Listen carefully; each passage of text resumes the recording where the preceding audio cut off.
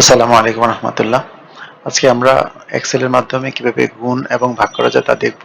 গুণ করার জন্য সবসময় যে এটা ইকুয়াল সাইন ব্যবহার করতে হবে। ইকুয়াল সাইন ব্যবহার করে যে সেলটি আছে সে সেল সিলেক্ট করে দিব।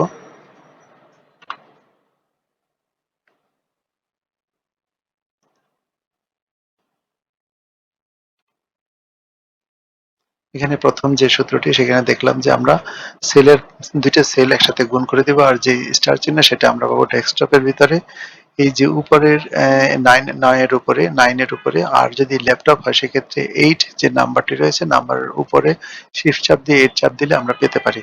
আরেকটি সূত্র হচ্ছে প্রোডাক্ট লিখে আমরা পেতে পারি। প্রোডাক্ট লিখে PRODUCT প্রোডাক্ট লিখে ট্যাব চাপ দিয়েও ফার্স্ট ব্র্যাকেট চলে আসবে। তারপরে যেই ঘরগুলো আমি গুণ করতে চাচ্ছি সবগুলো ঘর দিতে পারি, দুইটা ঘর দিতে পারি। সিলেক্ট করে ফার্স্ট ব্র্যাকেট ক্লোজ করে দিব, এন্টার চাপ দিব, যোগ গুণ হয়ে যাবে। এভাবে করে আমরা সবগুলো ঘর যোগ বিয়োগ গুণ ভাগ এখন দেখা গেল গুণ করতে পারি। এরপরে আমি টোটাল ইনকামটা বের করতে অল্টার ইকুয়াল দিলে আমার টোটাল ইনকাম বের হয়ে যাবে। এখন আমি টোটাল ইনকাম জানি, কিন্তু কত পরিমাণে কতগুলো আমার সেল হয়েছে তা আমি জানি না। তাহলে আমি কিভাবে জানবো? আমার ঘরটি আমি যে ঘরটি আমার টোটাল ইনকাম হয়েছে তাকে আমি ভাগ করব, ভাগ চিহ্ন দিব, প্রাইস দিয়ে ভাগ চিহ্ন দিব। ভাগ দেওয়ার পরে দেখা গেল যে আমার জেনে গেলাম যে আমার 60টি সেল হয়েছে। এখন দেখেন দুই ঘরে মিলে গেছে, মিলেই যাবে স্বাভাবিক। এভাবে করে আমরা গুণ ভাগের মাধ্যমে সহজেই আমরা যে কোনো অঙ্কের গুণ ভাগ করতে পারি এক্সেলের মাধ্যমে। এরপরে নিচে আমরা শিখবো হচ্ছে পার্সেন্টেজের। অনেক প্রতিষ্ঠান এখন ফ্ল্যাট সেল ডিসকাউন্ট দেয়, ডিসকাউন্ট ধরেন 10% একটা ডিসকাউন্ট দেওয়া গেল। সো আমরা এখানে ডিসকাউন্ট যে এই ঘরে আমরা ধরেন এই ডিসকাউন্ট যে চিহ্নটা 10 লিখে ডিসকাউন্ট চিহ্নটা দিয়ে দিলে 10টা ডিসকাউন্ট চলে আসবে। সো আমরা এখানে দেখতে পাচ্ছি আমার যে প্রাইস আছে প্রাইসের উপরে আমি ডিসকাউন্ট দিব, এখানে ইনটু গুণ চিহ্ন দিব, গুণ চিহ্ন দিয়ে ডিসকাউন্টের ঘর দিব এবং সেটাকে আমরা কি করব, ফিক্স করে দিব। ফিক্স করে না দিলে সেটা সিলেক্ট সেম থাকবে না, নিচে উপরে হয়ে যাবে। সো আমি এখানে ফিক্স করে দিয়ে সবগুলো টান দিলাম, সবগুলোই একটা ঘরকে সিলেক্ট করতেছে।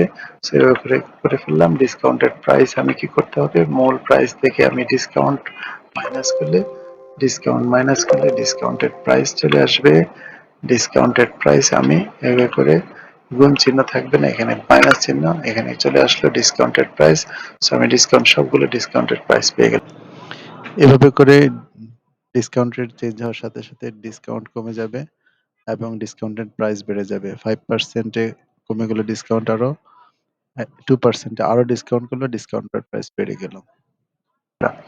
এখন আমরা শিখবো হচ্ছে কিভাবে একটা ক্যাশ মেমো তৈরি করা যায়। আমি যদি এটা ক্যাশ মেমো তৈরি করতে চাই তাহলে আমি লিখবো প্রথমে ক্যাশ মেমোর উপরে CSH cash memo, M MEMO লিখলাম ক্যাশ মেমো।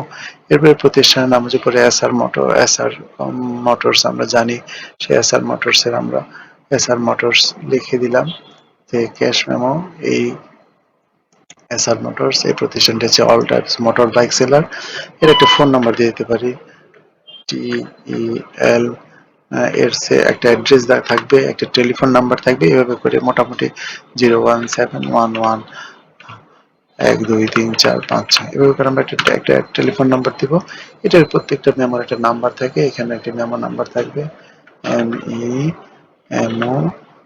মেমো নাম্বার না থাকলে এটার ভ্যালিডিটি থাকে না, ভ্যালিডিটি থাকবে না, অবশ্যই মেমো নাম্বার দিতে হবে এবং ডেট থাকবে। বেসিক কয়টা বিষয়, তার মধ্যে ডেট একটি অন্যতম বিষয়। এখন আমরা এখানে থাকবে হচ্ছে এর নাম এবং অ্যাড্রেস।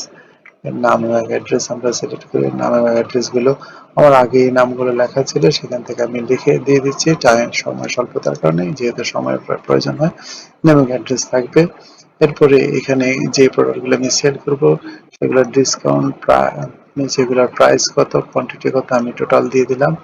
এখানে সবগুলো প্রাইস দিয়ে দিলাম, কোয়ান্টিটি দিয়ে দিলাম যে আমার এই প্রাইসের এতগুলো প্রোডাক্ট সেল হয়েছে, এই প্রাইসের আমার এতগুলো প্রোডাক্ট সেল হয়েছে। আমি এখানে একটা সিরিয়াল নাম্বার দিব কতগুলো প্রোডাক্ট সেল হয়েছে তা আমি জানার জন্য।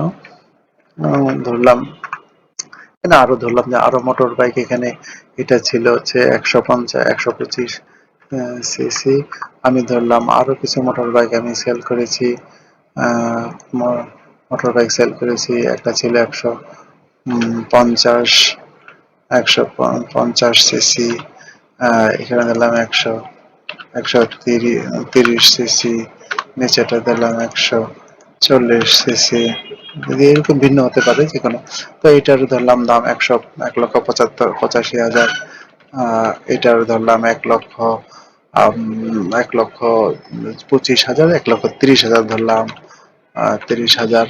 আর নিচেটা ধরো 1,40,000 এটার দাম। সো এইভাবে করে আমার সেল হয়েছে, ধরলাম এটাতে আমার সেল হয়েছে 30টি, এটাতে সেল হয়েছে 25টি, এটা ধরলাম 35টি সেল হয়েছে। সো আমি এগুলোকে সবগুলো মাঝখানে দিয়ে দিলাম, মাঝখানে সিলেক্ট করে মাঝখানে দিয়ে দিব। ওকে, এখন আমার প্রোডাক্ট কতগুলো সেল হয়েছে, এখন আমি দেখেন এখানে সবগুলো গুণ আগেই করা ছিল, গুণ করে দেব। বা আমি বিডিটি রাখতেও চাই, নাও রাখতে চাই। বিডিটি যদি আমি রাখতে চাই তাহলে এখানে সিলেক্ট করে আমি বিডিটিকে এখানে উপরে যে নান করে দেব, নান করে দিলে বিডিটি নাই হয়ে যাবে। এখানে বিডিটির দরকার নাই, যেহেতু এটা কারেন্সি। আমি পুরোটা উপরে বিডিটি লিখে দিলেই হয়। আমি এখানে সবগুলোতে বিডিটির দরকার নেই, নাম দিয়ে দিব। ওকে, এখানে টোটালে আমি এখানে আটটা কেটে দিব, টোটাল। ওকে, আমার টোটাল হয়ে গেল। এখন আমি দেখবো এখানে আমার এই টোটাল যে সেল হয়েছে। এখন আমি এখানে এর সিরিয়াল নাম্বার দিয়ে দেব। সিরিয়াল নাম্বার 1 2 3 দেওয়া হয়ে গেছে। এখন 1 2 3 হয়ে গেলে বাদ বাকিগুলো টান দিলে হয়ে যাবে। হুম। এরপরে হচ্ছে আমার এই প্রোডাক্টটা আমি এখন এগুলোকে টোটাল করব। টোটাল করে এগুলোর একটা পার্সেন্টেজ আমি টোটাল দিয়ে দিলাম। এগুলো কি করতে হয়, অল্টার ইকুয়াল দিতে হয়। অল্টার ইকুয়াল দিলে সবগুলো টোটাল হয়ে গেল। টোটাল হওয়ার পরে আমি এখানে এইরকম সে ফরম্যাট পেন্টার দিয়ে আমি এই সেলগুলো সেম করে নিলাম। এখন আমার হচ্ছে এখানে ফরম্যাট পেন্টার, আমার এটা কাছাকাছি নিয়ে যাব। তাহলে আমি সিলেক্ট করে পুরোটাকে সিলেক্ট করে ঘর চেপে ধরে উপরে বাম মাউস চেপে ধরে আমি নিয়ে আসতে পারি। এখন এর উপরে 50% ভ্যাট আমাকে দিতে হবে। ইনটু ইনটু ওই যে পার্সেন্টেজ 15 লিখে এখানে পার্সেন্টেজ শব্দটা পার্সেন্টেজ শিফট চাপ ধরে 5, শিফট চাপ ধরে 5 চাপ দিলে পার্সেন্টেজ চলে আসবে। পার্সেন্টেজ ঠিক দিলাম।